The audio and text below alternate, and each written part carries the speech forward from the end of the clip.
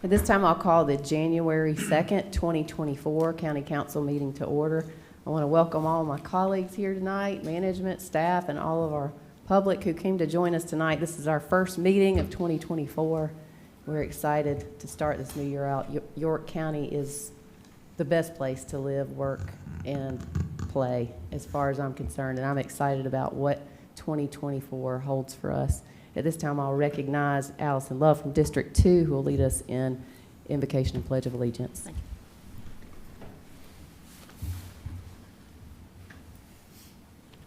you. Lord, whether we leave behind a year of joy or of trials and difficulties, we pause to give thanks. Thank you for being with us every day of every year. Thank you for making all things new and for giving us the grace of fresh starts and new beginnings. Remind us of your presence in the days to come, even when we feel pushed and rushed by busyness. Be glorified in our lives this year. Amen. Amen. I pledge allegiance to the flag of the United States of America and to the republic for which it stands, one nation, under God, indivisible, with liberty and justice for all. We do not have any oath of office or appearances tonight. Do we have anyone signing up for the public forum? All right, we don't have anyone who's signed up for the public forum. Do we have a motion on consent agenda? Move to approve. Second. Motion and a second. Any discussion? All those in favor say aye. Aye. Any opposed? Hearing none, motion carries. Move now to our first public hearing item. Item number 1, rezoning action. Hold a public hearing and consider first reading, case number 23-23, tax map number 692000042 and 074, a zoning request to rezone from UD to LI, a 2.5 acre portion of 2 parcels in District 5. Mr. Buono. Yes, ma'am. So this application is to rezone from UD to LI just off of Anderson Road. It does include 2 parcels and a 2.5 acre portion across those 2 parcels that's depicted in the hatched area on the screen here.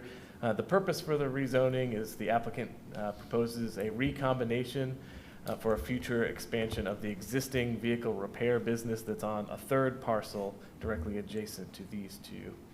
So here is that proposed recombination. They would like to include the 2 yellow highlighted portions to that existing vehicle repair business on that 3rd parcel. So here again is that hatched area that's to be rezoned. So you have the zoning district, UD. There is that other parcel that is LI, so they're looking to combine. So you'd have 1 larger LI parcel, and the 2 remainder parcels would still be UD. The future land use map calls for this area to be single-family residential, and it does have a neighborhood center node on top of it. So that does make this request inconsistent with the comp plan and the future land use map. However, the proposal is for an expansion of an existing business. It's not a newly proposed one. There are other light industrial uses that are in the vicinity, and it's located on a principal arterial, and it is separated from existing residential uses. Therefore, staff recommends conditional approval. And by a 7-0 vote, Planning Commission likewise recommends conditional approval. And that's the standard condition that the property must be subdivided so that no more than 1 zoning district is applied to each parcel. Jonathan, did the applicant share with you what they want to do on the property? Because this, I mean, it's typically, it's on Anderson, but it's actually primarily fronted on Leslie and the side road, which is more neighborhood. Did they explain to you what the current business is and what their expanded use is proposed to be? So they have a vehicle repair service business there. I've not been told what the specific expansion proposal is, other than it is to include that business. Is has the applicant put together any idea of what they are planning for once they rezone this? If they have, I have not seen it. Okay. But they would need to submit a site plan and go through the site review process once they have an idea of what they want to do for expansion. So If this moves from UD to light industrial, can you tell me what are the additional uses that light industrial allows that UD doesn't currently? That would take some time to go through the zoning table. There are dozens of uses that are allowed in each district, and there's some overlap there. The reason that they're requesting to go out of UD to LI is the LI would allow the vehicle repair that's not allowed in UD.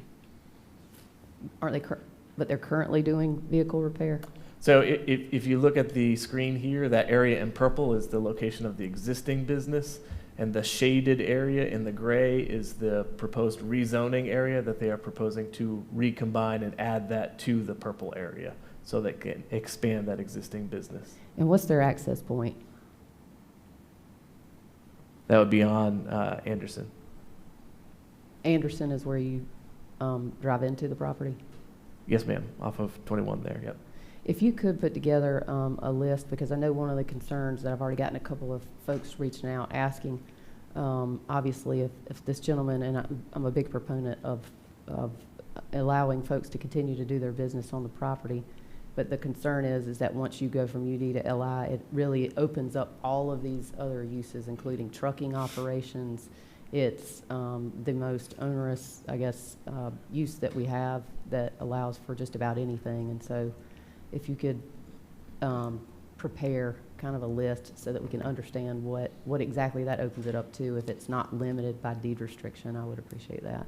I can do that, yes. Are there any other questions before we open this up for a public hearing?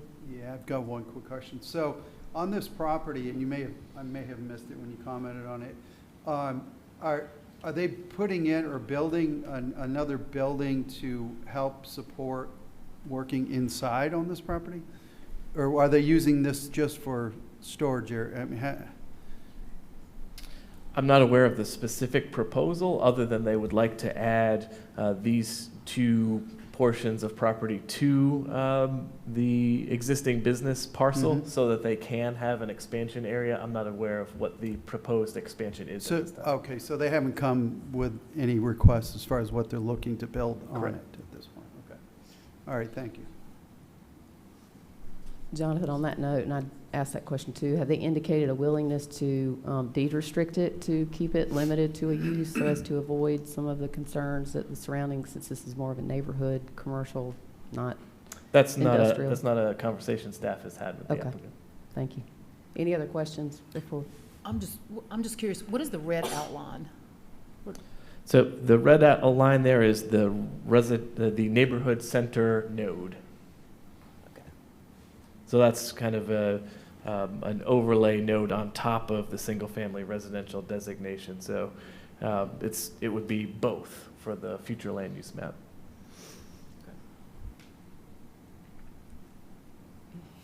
Any other questions? All right, we'll open up the public hearing.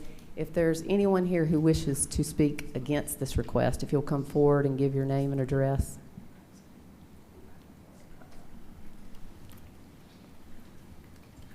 I'm Jessica Mueller, and I live at 3320 Leslie Highway, which is directly across this on Leslie Road. I am against it, mostly because I just have questions, also like what further expansion would be there?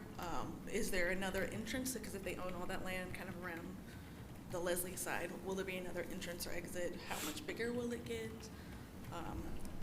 It's just not like, it is a neighborhood, there's houses, there's a small little development where we live off of, so it's just not something I'm looking forward to seeing more, I understand like it's an existing business and that the main entrance, from what I understand, is on Anderson, but I'm just have questions, so I would like to hear more, like, what you've already asked. Thank you, ma'am. Is there anyone else who wishes to speak against this request? Is there anyone who wishes to speak in favor? Please come forward. If you'll give your name and address. I'm the applicant for the purchase of the land from Mr. Whitesville, Wesley Page. All we're looking to do is purchase the land to increase our parking lot. Potentially, if business allowed, we would want to build another building or add an addition on to the one we have, but right now the main reason is just to get the piece of land so that if we are able to expand in the future, we would have that available, and we're just out of parking lot space, so when we get shipments on 18-wheelers and things of that nature, you have to move everything to get them turned around. So that's the immediate. As far as her concern, our land goes from South Anderson Road to the land we're looking to purchase to the right-of-way to the power line. It has nothing to do with Leslie.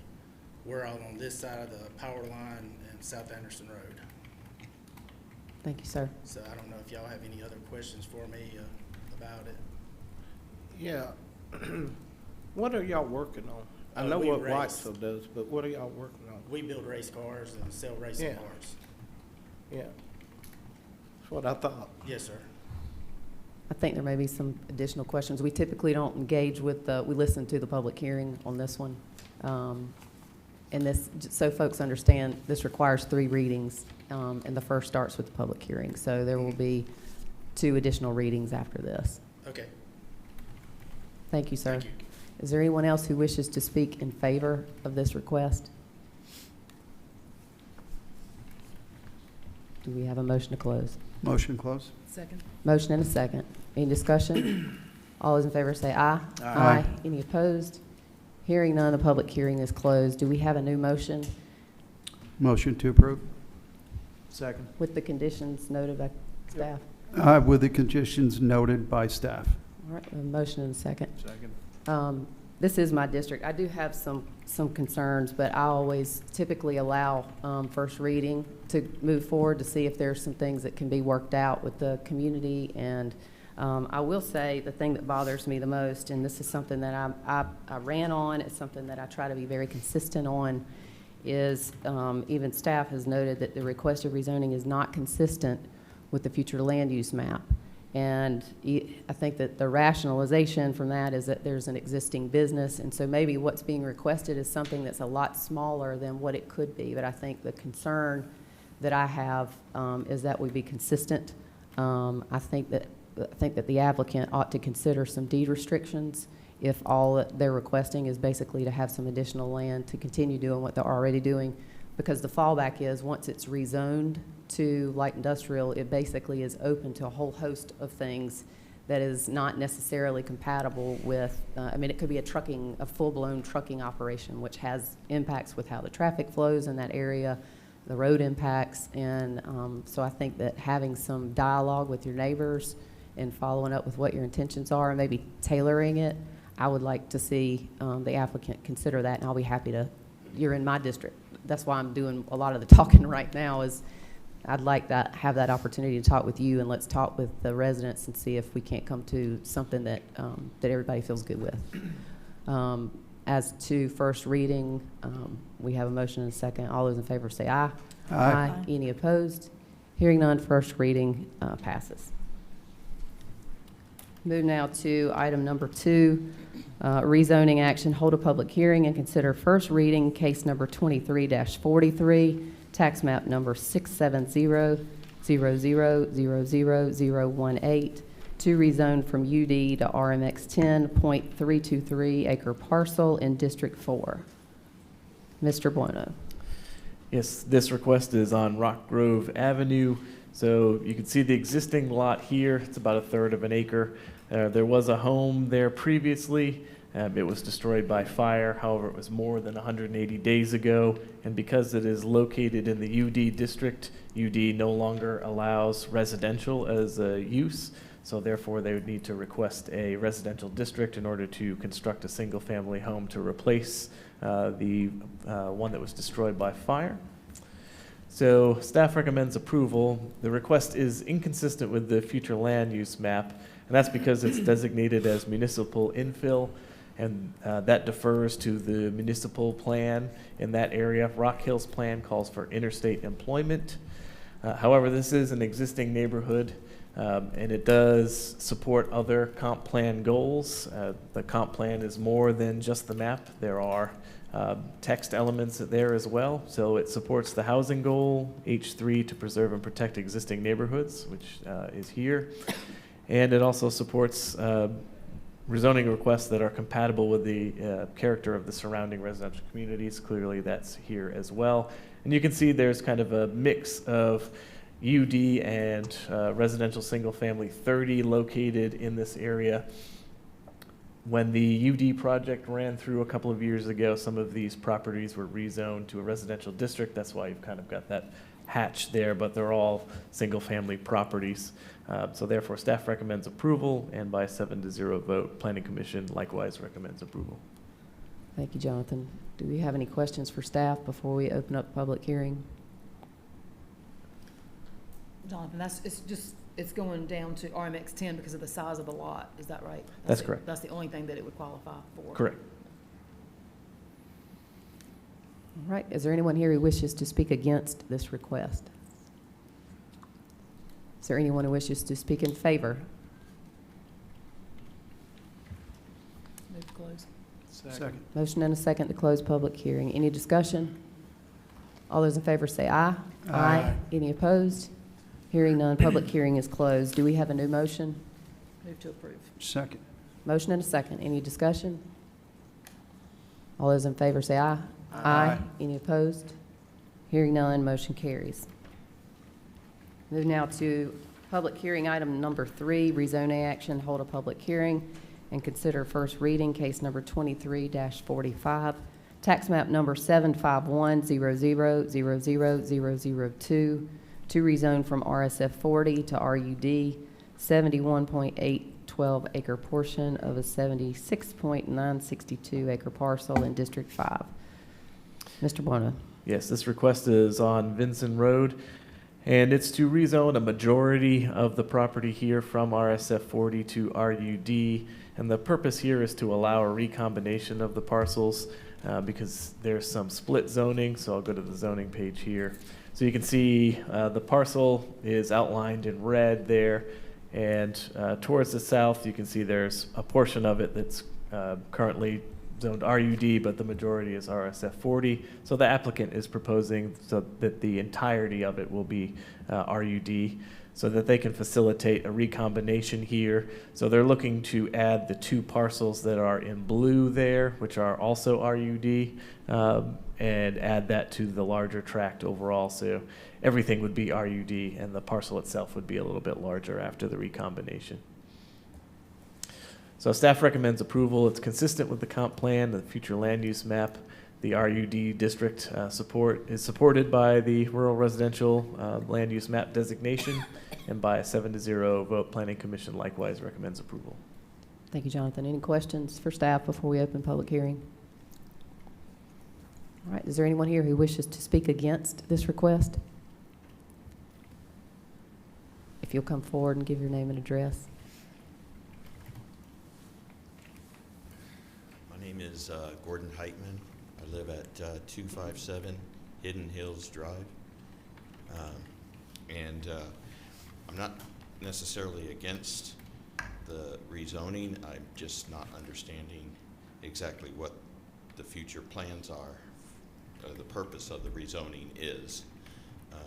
What do they plan to do with this property? The road that I particularly live on, there are 2 or 3 homes that are lined up against the edge over here on the left-hand side. I live a little bit further down on that road, but we wanted to know exactly what was planned for that particular piece of property, and now and potentially in the future. Thank you, sir. I'll be happy to ask some questions of staff when we get out of our public hearing. Is there anyone else who wishes to speak against? Is there anyone who wishes to speak in favor? Do we have a motion to close? Motion to close. Second. Motion and a second. Any discussion? All in favor say aye. Aye. Any opposed? Hearing none, the public hearing is closed. Do we have a new motion? Motion to approve. Second. We have a motion and a second to approve. I will ask, since this is also my district, Jonathan, can you share whether or not the applicant gave any idea of what their proposed future plans are? And would you be so kind as to explain how this basically goes from an RSF 40 to an RUD, how that basically reduces some of the density that could be allowed currently? Yes, so there's a small difference in lot size for RUD. The minimum lot size has to be a full acre, and for RSF 40, you could create a new lot of 40,000 square feet minimum. So there's a little bit of a difference there. The applicant, as far as I understand, is looking to add property to this parcel rather than subdivide to make more lots and smaller lots. I have not been provided any information that suggests they're looking to create a subdivision here. They're looking to add those, so one full parcel and then half of another to this overall parcel going to RUD. So the RUD, as I understand, allows 1 house to 1 acre on average. That's less than what RSF 40 would allow. Correct. So this actually makes it a little bit better in terms of density, if you're looking at density. If that's a concern, yes. Okay. Yeah. All right. All those in favor of the motion, say aye. Aye. Any opposed? Hearing none, this does pass first reading. I'll be happy to speak with you if you want to grab my card, and I can answer the questions.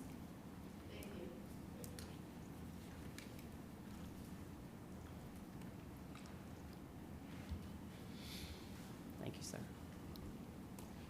We do still have, just a reminder, you have to have 2 additional readings after this before there's any finalization, so getting some clarity on that can happen between now and then. We do have, move now to item number 4, rezoning action, hold a public hearing and consider first reading, case number 23-46, tax map number 373-0000040, to rezone from RSF 30 to RMX 10, a .81 acre parcel in District 2.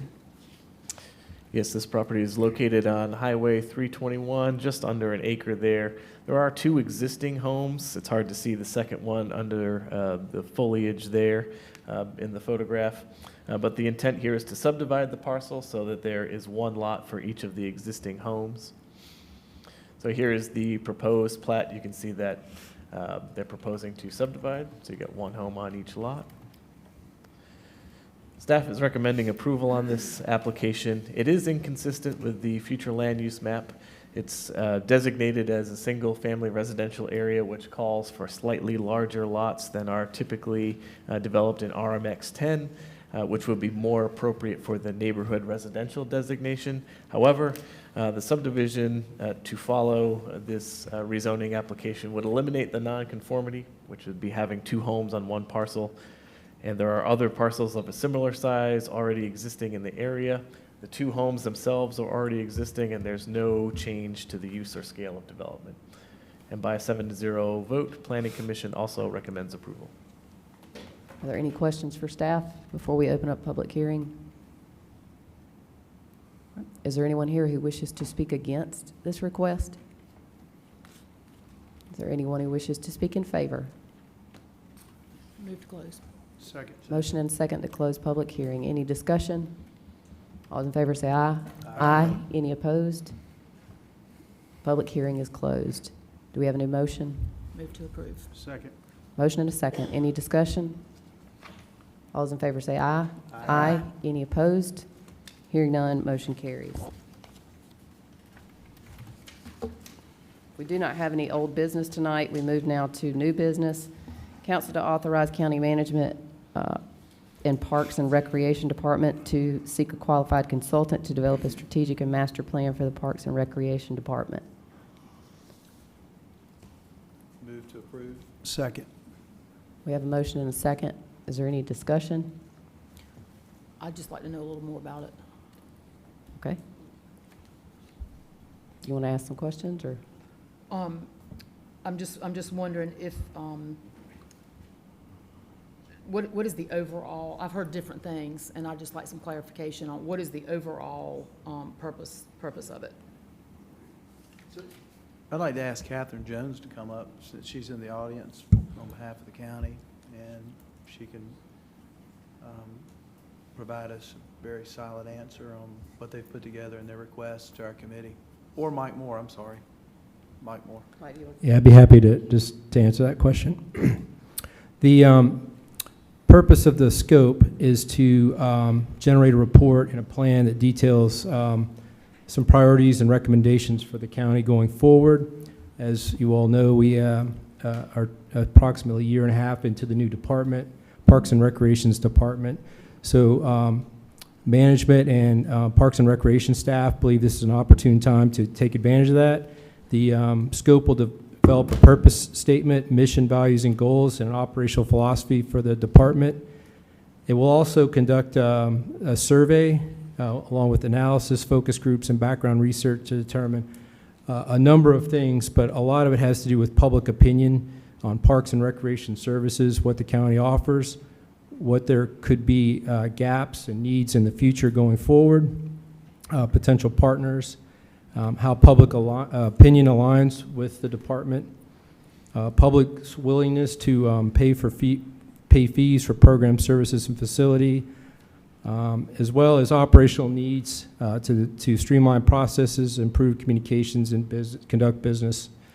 They'll also look at funding options for capital operational needs, considering that there are 2 special recreation tax districts and the rec tax, and then provide recommendations regarding provision of parks and recs programs, facilities, and services for the next 5 to 7 years.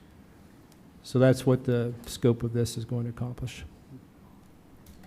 I think I'm just gonna tell you what my concern is. My concern is that we've done master plans for Nanny's Worth. We've already done Ebenezer. We're in phase 2 of Ebenezer. We've just finished Allison Creek. And we've got a master plan that's done for the Bethel Lake Wiley Park District properties and for Catawba Bend. So what have we, maybe this is how I should have phrased my question to begin with. And I understand some of the public opinion, and, you know, we've heard a lot of that, public opinion, and, you know, on fees and permitting and that kind of thing. But I guess my question is, it's more or less funding is what I mean, I feel like the people would say, you know, we've paid a lot already. And so in addition to the funding question, what is the second part of the goal for it? I mean, I feel like we're kind of behind the 8 ball. That's kind of how I just perceive. Well, I think in terms of that, the consultant's going to look at what exists today, what our master plans are, and then this is not just parks, it's programs. It's what programs and services do we offer to each of the parks. You know, what's the public opinion? What are things we need to look at to add? So recognizing, of course, we already have master plans, and they're not going to go back and redo the master plans. They're only going to look at what's on paper, what's funded, what may not be, and what should we, prioritize. Obviously, it'll be council's decisions on what to do, but this will be additional information to conduct surveys and get some feedback from the public. So, what is the cost of hiring this person? Well, we don't know what the ultimate cost of it will be. We'll obviously take the scope and we'll go to the public, what's available. We know it's available in terms of funding in the accounts, so we're going to work to stay under that amount. And so if it goes above that amount, then we will relook at this in the budget process next year. Again, this goes back to what funds we have available now.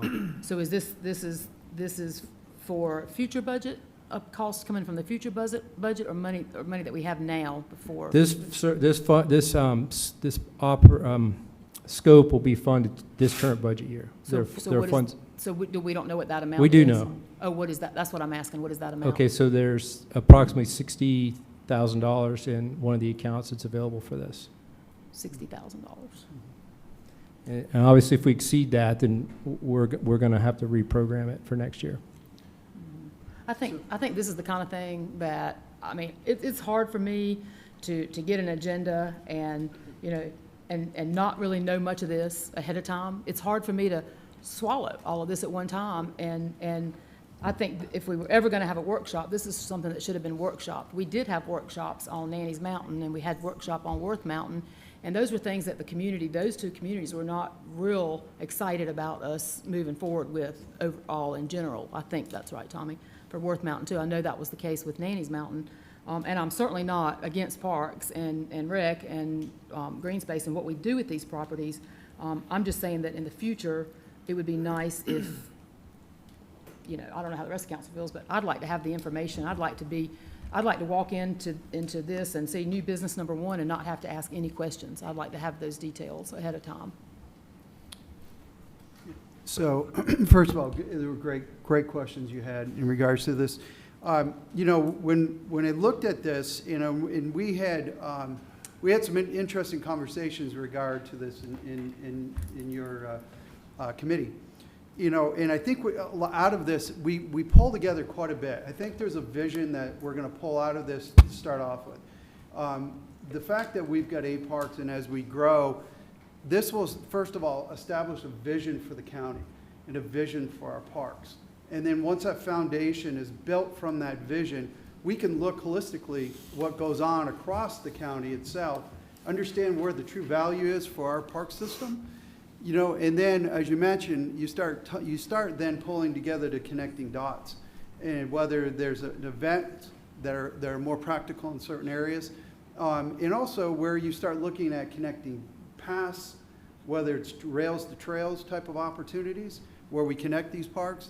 I think all that is wrapped into this thing, because we're taking on something big, and in fact that we took on a parks department, I think this is the tip of the spear for us to start launching off to really brand York in the value of the park system that it has. So yeah, I think this would be a real good opportunity for us to bring it to that point. So I did ask some questions too ahead of time, and I know that there were some vetting and discussions about it. My understanding and the questions that I asked for is that this basically is going to bring us, taking us from operating under silos and basically bringing it under one roof. It really gives us an opportunity to be, as you said, holistic about doing this. And I think planning 5 to 7 years and long-range plans, it's critical. One of the things that I found out as I asked questions was that since this allows us to go from operating in silos to a single master plan, one of the things in there is outdated public information.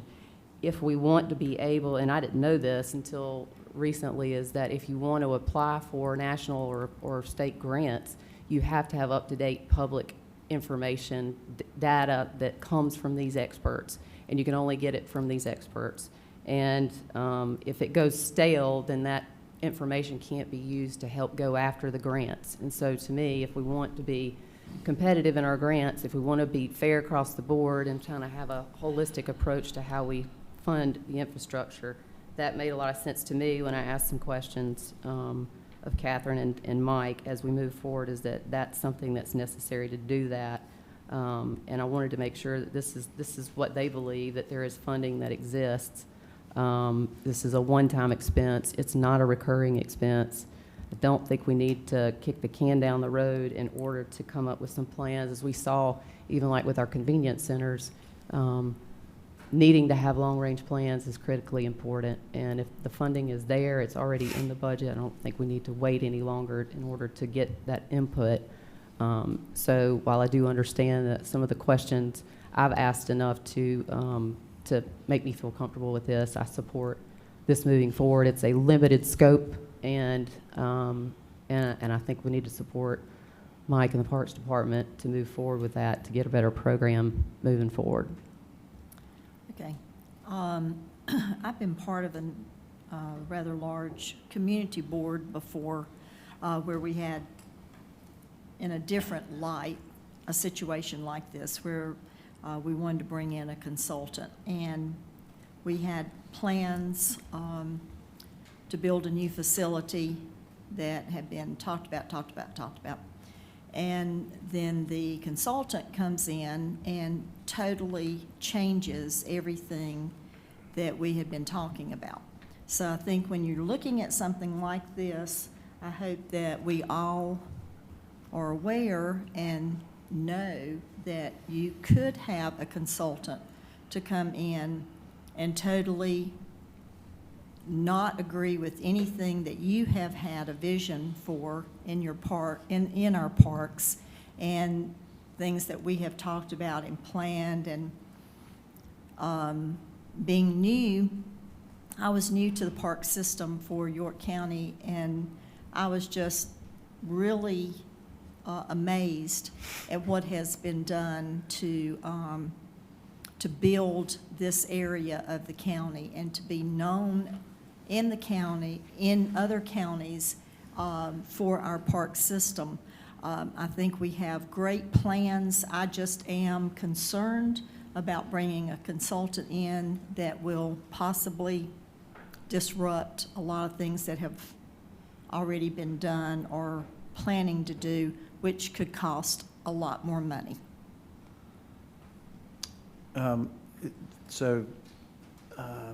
Allison, thank you for your input and your questions and your concerns. So I think it's important to note that back on October 16th, when we brought this to council, we followed up and had a meeting on November the 8th. We've had 2 committee meetings actually talking about this subject. And after the first meeting, what happened was we asked staff, and they agreed to go back and put a laundry list of things together that would help them in putting together a 5 to 7 year plan for our parks. And so they went back and worked on that master plan and the list of items that Mike shared with us a few minutes ago. They shared that with us, and we agreed that from a first step perspective, when you look at our park system, Parks Department with Catherine, I think Catherine's been here 2 years now. So they actually went back and put together a list of things they felt like they needed to move forward that would help them create some structure and a master plan, a view, a vision of what could happen with the park system here in York County. Good news is there's money in the budget.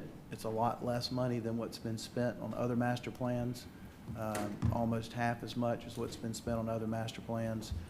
And I think that in the event they're able to find the right consultant within the budget amount that they have, hopefully that consultant will take their recommendations, which as he's read off, he has a list of things written out that they're asking the consultant to work on. So they actually have an objective to fulfill in this mission to come up with a vision for the Parks Department. So it's been unanimous out of 2 committee meetings, our meetings both. It was unanimous that our committee believed that this was important for our Parks Department, and they're telling us it's important for them because they're creating the ask. We didn't come up with the ask. So I would ask that council support the staff's request to fund a consultant to go out and complete a master plan study that will look out 5 to 7 years. And I think when they bring back the data, it's going to be pretty eye-opening as to what we need to be thinking about as a county as it relates to all of our parks all around the county. Thank you, Madam Chair. Any other discussion? All those in favor say aye. Aye. Any opposed? Hearing none, motion carries. We move now to item number 2 in new business. Council to consider first reading of an ordinance to amend Chapter 154 Land Development Code to modify Table 154.200-1 grand trees, increasing the minimum size for a tree to be defined as a grand tree to allow fully wooded school, industrial, and commercial developments to fully mitigate grand tree removal through fee in lieu payments, to provide for a public hearing, and to provide for other matters related thereto. Do we have a motion? Yeah, I've got a motion to approve with the following amendments. First of all, table of grand tree in 154.200A4 shall revert back to the size of the current approved in the existing ordinance. Second, for section 154.200B, amend to add exemption for public K through 12 schools. In the third amendment would be on 154.200E to shall be amend to read as follows. Industrial development on fully wooded sites are exempt from this limitation and may provide full mitigation through fee in lieu payment. Do we have a second? Second. I'll second for A discussion. motion and a second. We move now to discussion. So, first thing on here, some of the biggest concerns that we've heard on this thing is the mitigation component of this. You know, we've got industrial businesses would be fully willing to pay the cost of the mitigation itself, but it's the time that it takes in order to go through the process. I think, first of all, this will help to speed up the process to allow them to, you know, mitigate the trees that they can and then pay the rest off in an expedient process, quick, and it's moved forward fast. In regards to the schools, you know, the K through 12, this is concern. You know, you've got taxpayers paying back on fees out of taxpayer wallets. When you force a public school into paying fees back into the county, you're basically telling the taxpayers, we're going to take your money and pay it back to the county. And I feel like, you know, that doesn't make sense to the taxpayer base. And I think that the schools in themselves will, again, move forward in the appropriate manner in order to put in these schools. The third thing, which was the First Amendment I had mentioned, I think keeping the size of the trees that is in the current amendment makes sense at this point. I think changing the size doesn't make sense. I think keeping the size as they are in the existing amendment makes sense. Again, I think it's the mitigation process that we need to address here, and I think this does address it.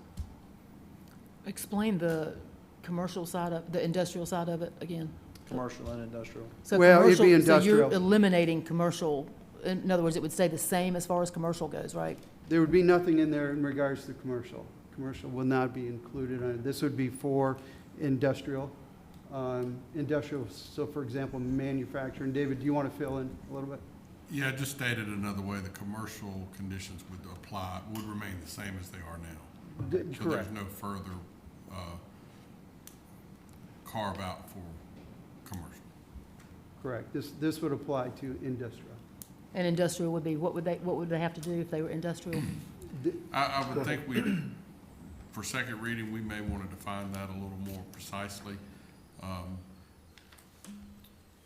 Because there are a lot of different industrial uses in our code that are permitted in, say, the ID district, and you may want to exempt all of those, or allow them to fully mitigate just by writing a check, but you probably need to know what that full list is. So we could look at that at second, we could, look, Yes. we would hear from y'all on Yeah, second reading. we'd make a recommendation for just what constitutes an industrial building. I think probably large warehouses would also be included in that, because they have less flexibility as to where they can be located. But we would prepare something to define what falls under that industrial But they're classification. able to mitigate. I mean, I'm just gonna use QTS as an example. They're gonna, I mean, you would look at that and think they're gonna need to come and clear cut everything and start with a blank canvas. But they've said they have no issues with the tree ordinance. And Yeah, so, I think we provide a lot of different options, but when you have those very large buildings, they can't necessarily be built around grand trees. They just have to have some options for how to mitigate this. And what's being proposed by the current ordinance allows them to, if they do not have an opportunity to mitigate on the site by planting trees or saving additional trees, then they could pay into a fund. So it really just depends on the individual development, but this would give them the opportunity to write a check to the York County Tree Fund so those trees could be planted somewhere else. Okay. But it gives them a little more flexibility in doing so. Mm-hmm. Yeah, it will speed the goal is to speed up the mitigation process, and I think this would. Any other discussion? It's probably important to note this, because I've, like the rest of you, have spent a little bit of time reading and asking questions about this issue. But when you think about commercial, and I guess even the school districts, I'm for one, before I joined county council, I said, why do we allow clear cutting, and why do all these great trees go down? And unfortunately, two things I've learned. Number one is, when you go in and you start moving equipment around, and you're putting parking lots down and everything you have to do with the infrastructure of a piece of property, you're disturbing the roots of those trees.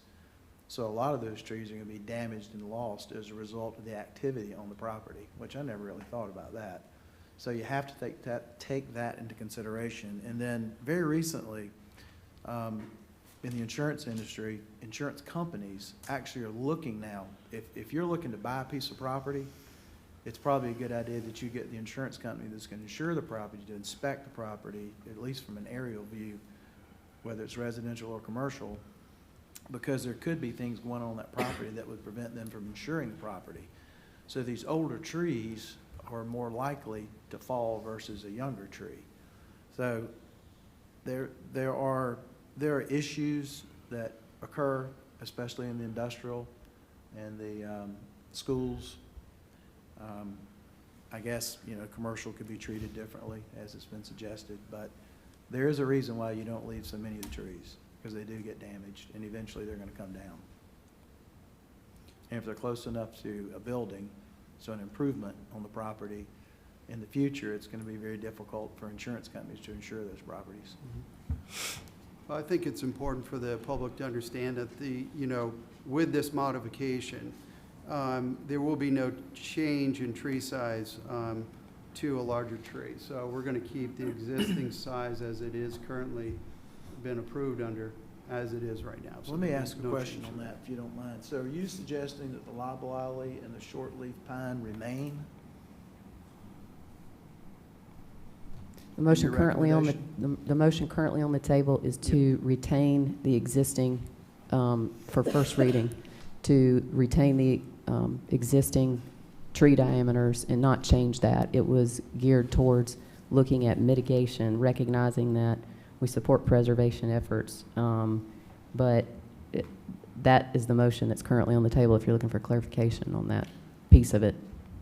Yeah, as I ride through the county, I look at properties that have preserved trees. I mean, Lake Wiley's a good example, right on 274. You got a line of pine trees those are the only trees that exist that separate the property from 274, and it looks awful because there are no limbs, there are no leaves. You just got, sticks there. I don't know, Tommy, you weighed on this. You weighed in on this topic at our workshop. You made a lot of sense. I'm curious, interested in what you're thinking. Well, I certainly don't think that pine trees need to be on it, but my main reason is pine trees are handled, they're an industry. Some may think that they're farming, but they're actually an industry, a pulp industry. And those trees were brought here. They wasn't natural too. Most of the wood in the U.S. comes out of Canada, and it's white pine. Pine trees need a lot of care because they get the beetles, and that can be an issue. But at the same time, if you move in on a tract of pines that is full, they have to periodically thin them to keep maintained. California's finding out what happens when you don't take care of forest with the fires and all. Mm-hmm. I personally would, like to see that pine trees not be on there, but I'm at a dilemma on it because you got a lot of these lots are just pine. They ain't hardwood. But on the same hand, and y'all know how I feel about tract builders and all that. But if they're going to be able to go out here and take all our good open farmland and farmers are losing it, whether they can't afford to compete and buy it, but they may have it rented, So I personally wouldn't ever consider a pine tree being on it. Because I know pine trees and different various wood because I run my own sawmills. But there's other stuff I don't agree with either, but I think liabilities and whatnot. But the biggest thing is unkept pines not took care of get the beetles. And the next thing you have is rot, and the next thing you have is they come crashing down. They're not a hardy They're for the pulp industry, about most all the pines.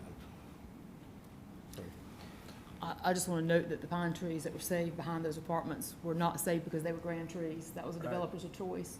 And they're the only trees there. They are, everything else was removed. So, and with that intersection right there where you're talking about, it's highly likely that those trees will actually save one of those apartments Oh, that's a good before point. it's over and said and done, because that's the only thing they have, and that is a very dangerous intersection in District 2. It just doesn't provide much aesthetic quality. That's my point. Well, I agree. I don't know about saving no apartment, because a lot of your pine trees, if they make the grade, that's what your telephone poles are. And I've seen many a car hit telephone poles and shear them slap off. So I guess the question I was asking is, you proposed a list of sizes, and now Yes. what we're about to vote on is keeping it the same. Well, Well- those, Yeah, those sizes were actually proposed back in 2022 when we passed that. So that was we're back to the first group that was actually proposed and voted on by committee. Okay? But that, I think this is, let me remind council, this is first reading. I think the motion on the table is one that I think gives us some of the compromise that I heard council share.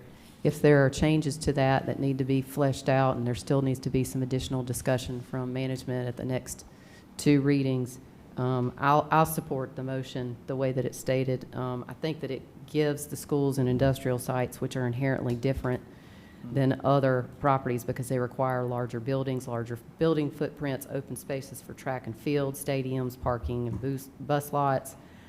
So I think that what this does, and since the schools are absolutely necessary, you can't get around having those, providing some flexibility and some exemption for our schools so that it doesn't add to the cost of the building is worth looking into, which is what this Most does. definitely. And also gives some flexibility to the industrial sites, not to skirt the responsibility of the tree save, but to have a little bit more predictability, take the guesswork out, let it not be as speculative from the outset so that they can understand and evaluate the cost, which ends up helping us too, because we need the tax base from the industrial to help the residential folks.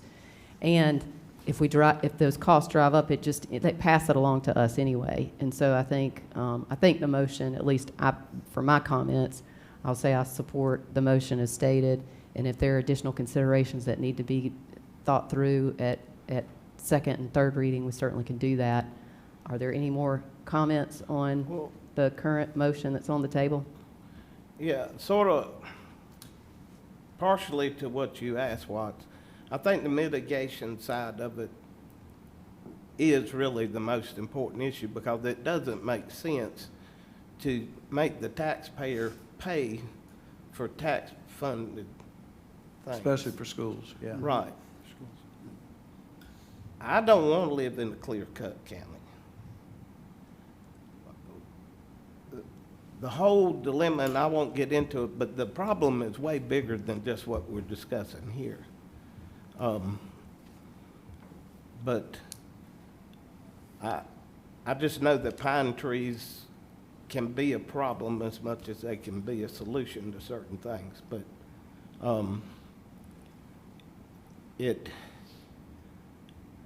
I've just seen the devastation of when beetles get in them, and you know, all of you know, a lot of the timber companies that own timberland, a lot of those have been sold off.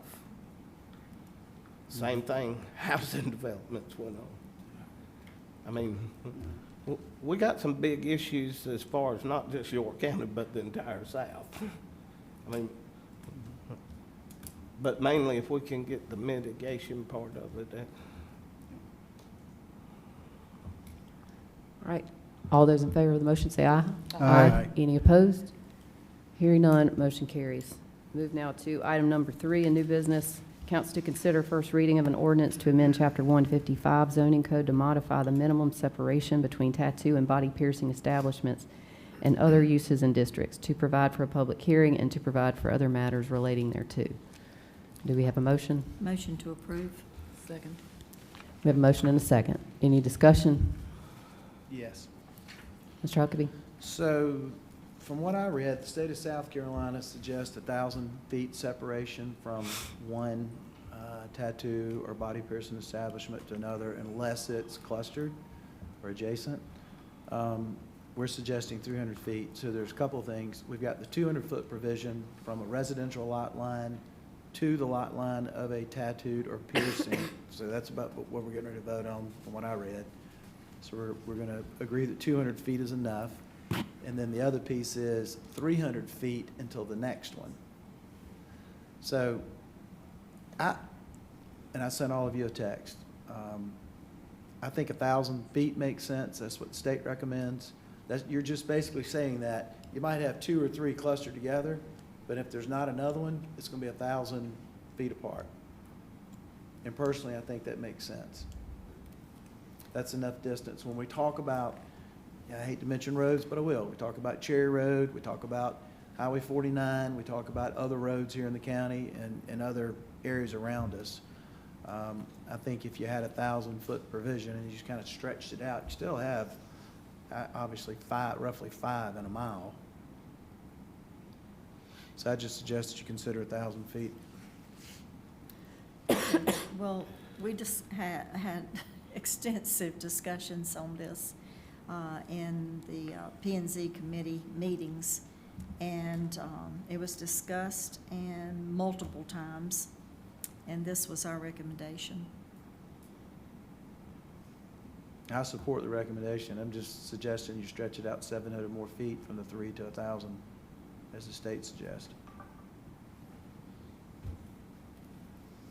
Is there any other discussion or comment? Well, we're still, this first reading, and this was kind of Bump's initiative, so I think if we pass it tonight and then find out. I spoke to him, but I'm good with that. Okay. I mean, I'm stuck on the 1,000 feet. I just think it makes sense. I think it makes sense throughout the county on a number of establishments. The more I'm Well, getting. I don't disagree with you on a chunk of that. Well, y'all, All right, When so we talk about development and how we're trying to control and impact development, this is a suggestion in doing that, but maybe that doesn't set well with you.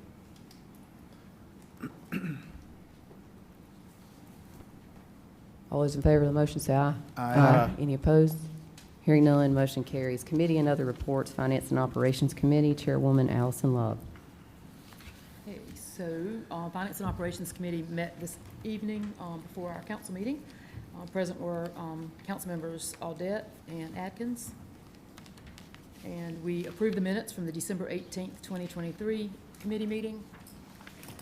Made the recommendation for the Bethel Lake Wiley Land Acquisition and Preservation Park District Board, Patrick Carmody for a first term and Deborah Thomas for a first term. Bethel Fire Tax District Board, we recommended Charles Parmenter for to fill an unexpired term. And the Newport Fire Tax District Board, we recommended Ronald Garrison for a first term. We had a very brief meeting tonight.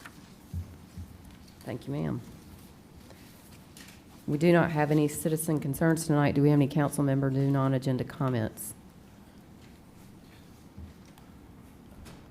I would just like to say we are off and running in 2024. Looking forward to a great year on county council and a great year working with all the great people in York County. So here we go.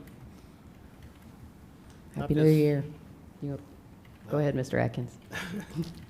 I just hope everybody had a good Christmas and a good New Year and hold on for 24. I do have one thing. I noticed that there were some issues with the convenience center, some questions that the public asked. I know that we have a solid waste management plan that needs updating, or that I would at least ask that staff management either put together a memo to council or present something to us to see whether or not, is that something that we need to revisit? It's one of the most critical, important things that we need to do, solid waste removal, and it's never an easy thing. So I would just ask that we follow up on that and make sure that we're getting ahead of the curve on that and answering the questions that were raised. At this time, do we have a motion for executive session? Yes, we do have one. Receipt of legal advice, contractual matter, project Mountie zoning. Do we have Second. a motion and a second? Any discussion? All in favor say aye. Aye. Any opposed? Hearing none, we'll move straight into executive session. We are out of executive session. No action was taken. Do we have a motion to adjourn? Motion to adjourn. All in favor say aye. Aye. We are adjourned.